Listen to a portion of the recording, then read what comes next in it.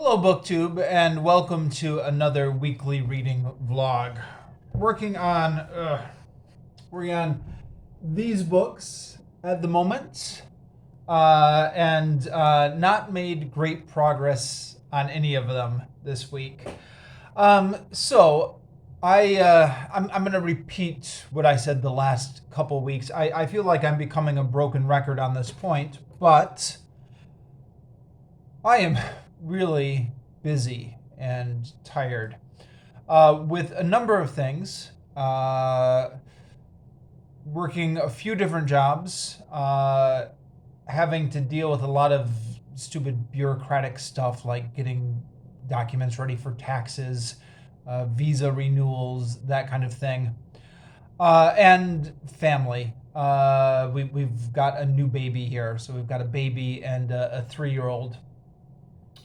And I don't want to belabor this too much for a couple of reasons. One reason is that I try my best not to get too personal on this YouTube channel. Keep my personal life and social media somewhat separate. And secondly, I don't want to. I don't want to get into the trap of feeling sorry for myself or act like I'm trying to elicit sympathy, because I fully realize that I am not the only person in the world who is busy with stuff. You, watching this video right now, are also busy with your own stuff. And I know that a number of other of the booktubers are also quite busy because they post it on their videos, way too busy, can't make any videos this week, stuff like that. I'm making a video this week, so I'm doing better than the people who are too busy to even make a video, huh? But I did want to at least mention that because number one, that's going to serve as my excuse for a low reading count, and also the fact that I've more or less given up on some of these books on my reading rotation, meaning I only just read 2 pages this week, and it's been several weeks now where I've only read 2 pages. And I don't know if I'll get to a point. Actually, that's a bad way of phrasing it. I shouldn't say I don't know. I will get to a point at some time in the future where I've got more free time, because that's how it works, huh? Goes ups and downs. I think at this time last year, I also was having a reading slump, and I didn't have the baby this time last year, but was busy with the types of things that I'm normally busy with this time of year. So yeah. Where am I going with this? I lost my train of thought. I guess point being, for this week and probably for several weeks in the future, I'm not going to have a lot of reading done, and I'm not going to be making much apologies for it. I mean, I'm busy. I'm busy. In different circumstances, I would be more apologetic. But here I felt like I did the best I could with the week I had. And with that being said, I guess let's just get into this. And this probably won't be a long video. But the bulk of my reading was from the complete Stories of Oz. And that was because Dane at Dane Reads and I are doing this as a buddy reads, this series, which means I had a schedule to keep. The schedule is somewhat flexible, I think, but I was supposed to have posted a review on Monday. I think I posted my video review on Tuesday and did the written review on Wednesday for The Lost Princess of Oz, because I was behind on that. So there were 68 pages left in that, which I finished off by Monday. And then started... Oh, sorry. Yeah. Let me wrap that up. So finished that book off reviewed it on this channel. I will link in the description to my review down below. And then on we go to the next book in the series, The Tin Woodman of Oz, of which I only have gotten 2 pages read, from 1206 to 1208. Page numbers, of course, referring to the whole edition. I really have no idea where this is going, other than the fact that the introduction says, what does he say in the introduction? Let me just read this. Frank L. Baum says, "To my readers, I know that some of you have been waiting for this story of the Tin Woodman, because many of my correspondents have asked me, time and again, whatever became of the pretty Munchkin girl whom Nick Chopper was engaged to marry before the wicked witch enchanted his axe and he traded his flesh for tin?" I actually brought that question up myself, reviewing The Wonderful Wizard of Oz, way back in book 1 of this series. And now we are finally getting an answer to that, way down at book 12 in the series. So it'll be interesting to see what that answer is. And interesting that I wasn't the only one who noticed that L. Frank Baum's fans were giving him flack about it, writing him letters about it way back in the day. The Return of the King, I got 24 pages done. That's not bad for me. And this is the smallest book I'm reading. I mean, compare. So it's a book that most often gets thrown in my bag when I need to take something with me, and read in small doses while waiting for the elevator or stuff like that. I'm on the appendixes now. So I'm on the Appendix A, which is the history of the 3 kingdoms descended from Numenor, the southernmost one being Gondor. I forget the last one.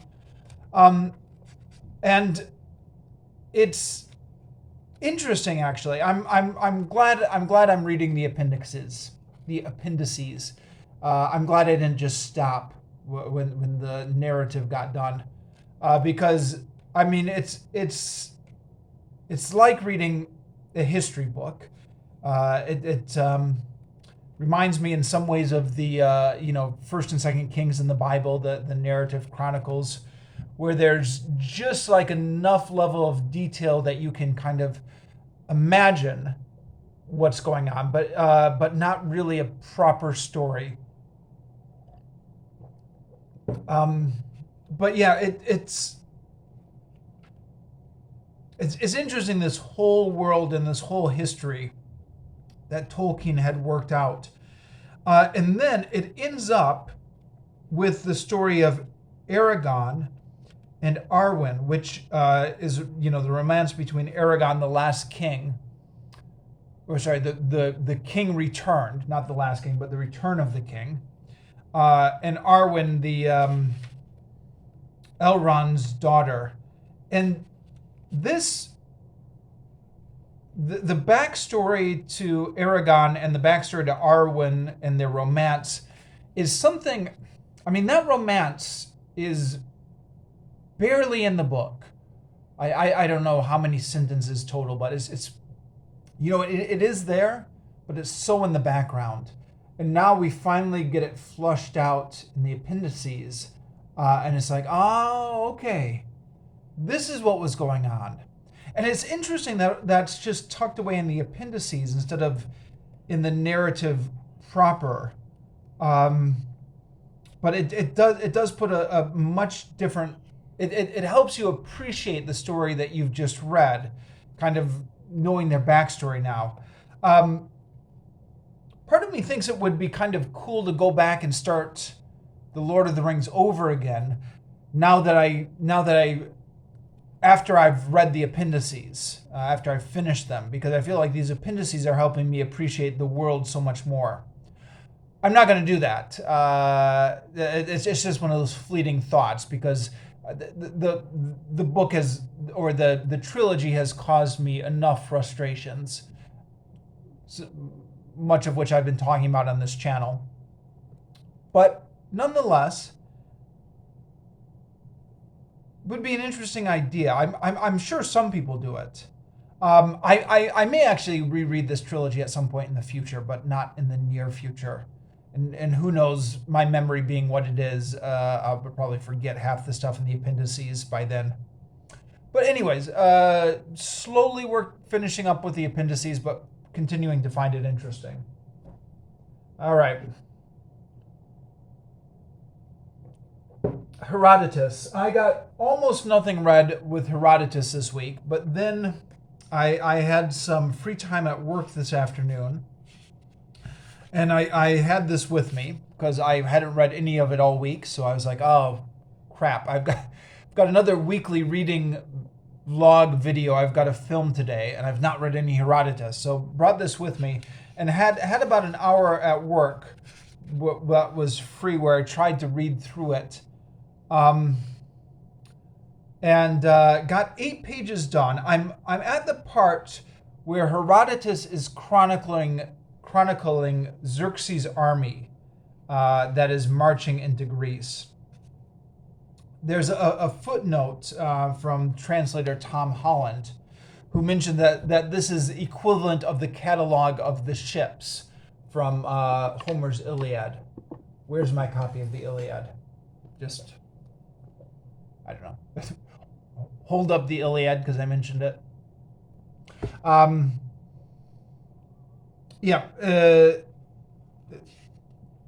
Catalog of Homer's ships from the Iliad, but of course, this time it's Homer appealed to the muses to give him his inspiration. Herodotus can't do that because he's writing in a different genre.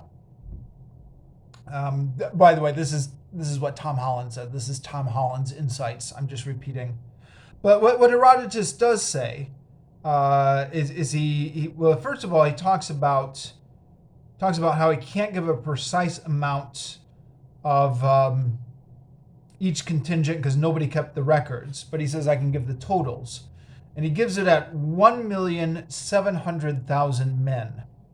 Now, Tom Holland, in his footnotes at the back, says that's wildly fantastical. He's saying the high estimates of modern historians is 200,000 men.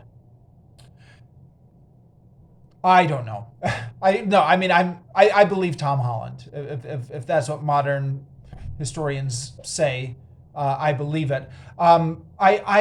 I can't really tell the difference myself. I think I'm like a lot of people, where once the numbers get to a certain amount, I can't really visualize it.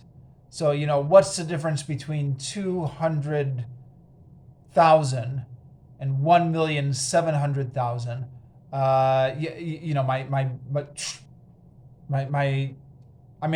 I know what the difference is in terms of like the number of zeros behind them. But just in terms of visualizing these numbers or thinking about what would be required for these numbers to march through to Greece, can't do it. Anyways, I think that is a thing though, right? Like ancient historians always inflated their numbers. Something like all ancient historians always did. I don't know why. Anyways. Then he goes through and he describes each of the contingents. And this is one of those things where on the one hand, it's really interesting because he goes through and he talks about the Persians and the Medes and the Assyrians and the Bactrians and the Indians and the Aryans and the Caspians and the Arabians and the Ethiopians and the Libyans and the Thracians and the just goes on and on and on. And for each one, he gives them a paragraph. He describes what they were dressed like, what kind of weapons they had. And it's just fascinating to imagine this huge multicultural army. Because I always thought that the Persians marching against Greece was the Persians marching against Greece. I didn't think that there were Ethiopians or Arabians in that army, but apparently there were. Well, I don't know. Herodotus is famous for being unreliable. I just said his numbers were unreliable, but perhaps even if the numbers are too big, the diversity of the I don't know. So yeah, let me just read a section of this. Here we go. The Arabians wore loose belted mantles and carried on their right sides long, tautly strung bows. The Ethiopians tied leopard skins and lion pelts around themselves and were armed with bows made from the spines of palm tree fronds. These bows were immense, 4 cubits long at least, while the arrows were short and tipped, not with iron, but with sharpened pieces of the kind of stone they use in the engraving of signet rings. Additionally, they made spears. Okay, I'll stop there. So on the one hand, that's fascinating. On the other hand, these are 8 pages, more than that actually, but I only got 8 pages read this afternoon, where there's no real plot going on. It's just description of the army. And I found my mind wandering. It was another case where I fought with myself to concentrate. I think this is something I often talk about on these weekly reading vlogs. I think to a certain extent it is just a personal failing. If there's no narrative, if there's descriptive passages, my mind... and I really have to fight myself to focus. And this is something I talked about with the Lord of the Rings books and with the Bible and with, yeah.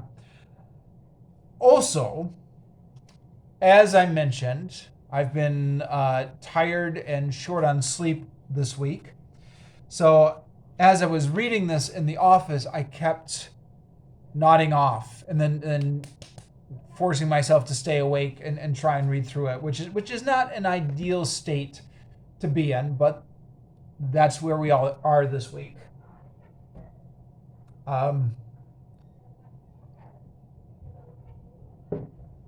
Okay, next. Exodus. So, last week, I said I only had 2 pages left of Exodus to read, one spread.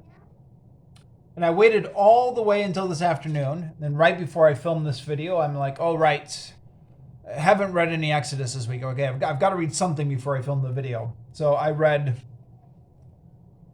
the last 2 pages, 104 and 105 in the Jerusalem Bible. That's finished off chapter 39 and 40. So basically what it is going over all the things that had been made according to Yahweh's specifications. So the pectoral of judgment, some sort of vest that the chief priest wears, the robe, the vestments of the priests, and this is all stuff that earlier in Exodus, Yahweh had said, I wanted it made exactly this way. And so it's largely just a repetition of it, just saying, they made it exactly this way and kind of repeating the same specifications again. Really boring stuff to read, but that's what you get for wanting to read through the Old Testament again. I do like the narrative sections in the Old Testament. I just hate the descriptions of the tabernacle parts of the Old Testament. And I've got no one to blame for myself. You know, Steve Donahue in his video on reading the Bible recommends that you just read the narrative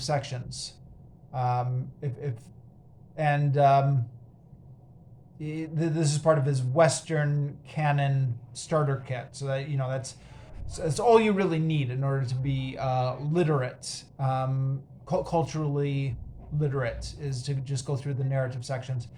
But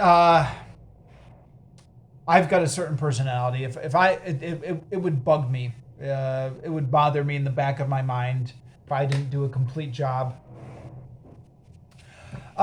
So yeah, then the finished work is brought to Moses, and there's some instructions about how the priests need to clean themselves. Then the instruction how the tabernacle is supposed to be set up when Yahweh visits it. And then Yahweh enters the tabernacle. And yeah, I'd forgotten about this actually from my Sunday school days. But I think Yahweh is actually now living in the tabernacle, right? That's what we're supposed to, let's see. So they finish the tabernacle according to Yahweh's commands. And then the cloud covered the tent of meeting, and the glory of Yahweh filled the tabernacle. Moses could not enter the tent of meeting because of the cloud that rested on it, and because of the glory of Yahweh that filled the tabernacle. And I'm thinking to myself, well, if Moses can't go in because he can't withstand the glory of Yahweh, then what is the point of the tent of meeting? I mean, if no one can go in to meet Yahweh. But then I kind of remembered from my Sunday school days that the image in the Old Testament, or the picture in the Old Testament, is that God is actually living in the sanctuary, right? That's like God's home now. Am I remembering that right? And that's going to be throughout the next several books in the Old Testament, that God is actually living there. I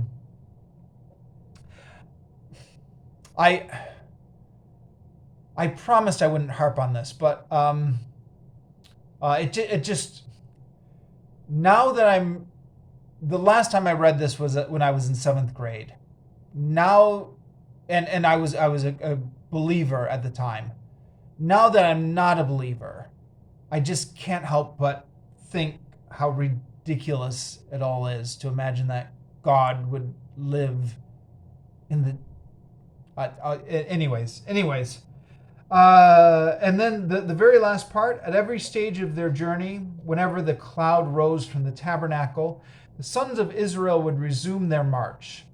If the cloud did not rise, they waited and would not march until it did. For the cloud of Yahweh rested on the tabernacle by day, and a fire shone within the cloud by night, for all the house of Israel to see. And so it was for every stage of their journey. And that's the last part of Exodus. So, Exodus is finished. I'm going to need to review that at some point. Normally, one of the new rules I've tried to set myself is to just review it as soon as I finish, like the same day or the next day. But this week, it'll be sometime this week. Maybe not within the next couple days. Sometimes this week I'll post a review summarizing my experience with Exodus. Okay, moving on.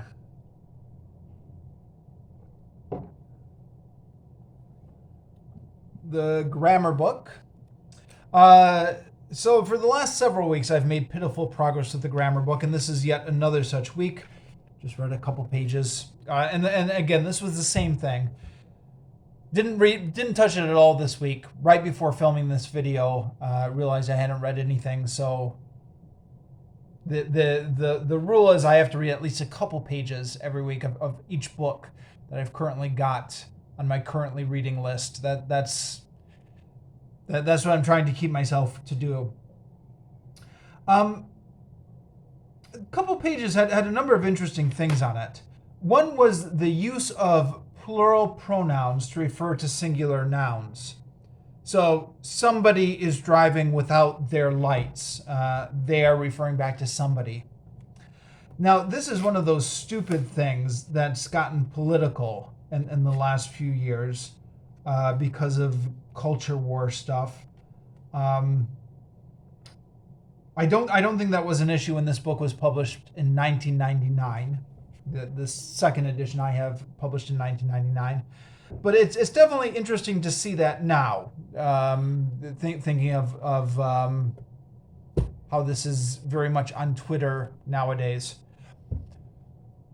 Digression.